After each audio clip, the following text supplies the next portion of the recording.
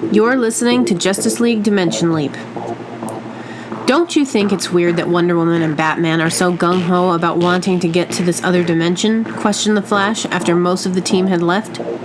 Superman and John Jones looked puzzled.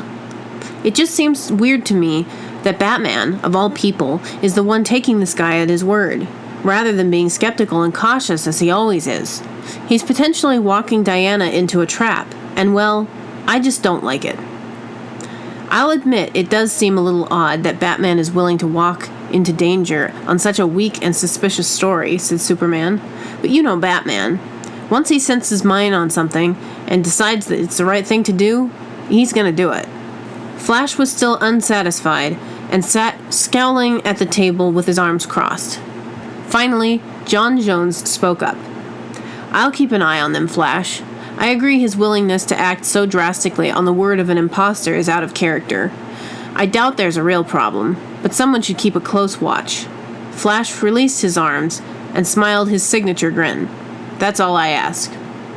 It was not so easy for Batman to invent a machine to use to even attempt to jump dimensions, let alone actually do it.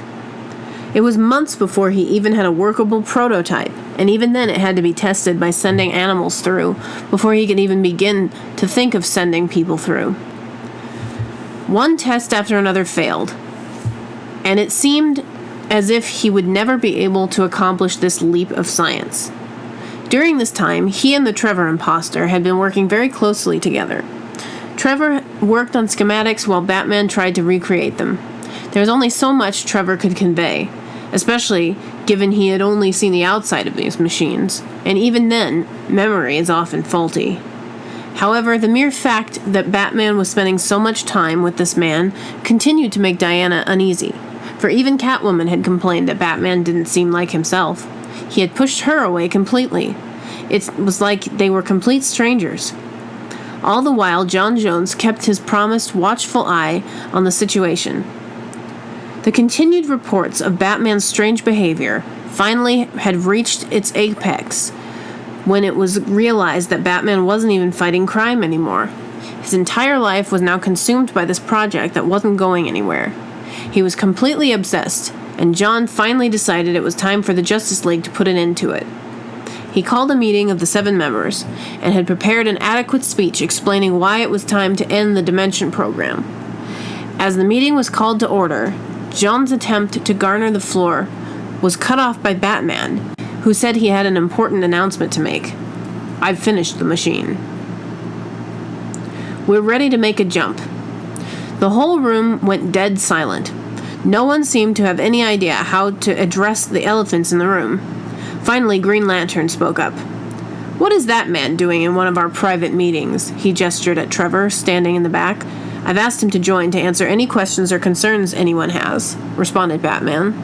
Because we'll trust his word over yours, said the Flash. Because he's worked closely with me on this project, and nothing he'll tell you is anything I won't back up myself. It still begs the question of why he's here at all, continued Green Lantern. That's enough, interjected Superman. Let's deal with the issue at hand. He turned to Batman. Is this machine safe to send humans through? We've tested it on large animals that have returned successfully and unharmed, answered Batman. But you don't know if those animals actually cross dimensions, questioned Manhunter. There's no way of knowing that for sure until a human being goes through. Even at first glance, the only way we'll have any idea is if Trevor goes with us. So right now the people going through are you, Trevor, and Diana?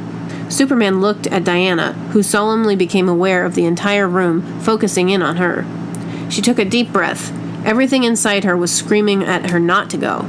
Her resolve, however, was already set in stone, despite all of the warning signs.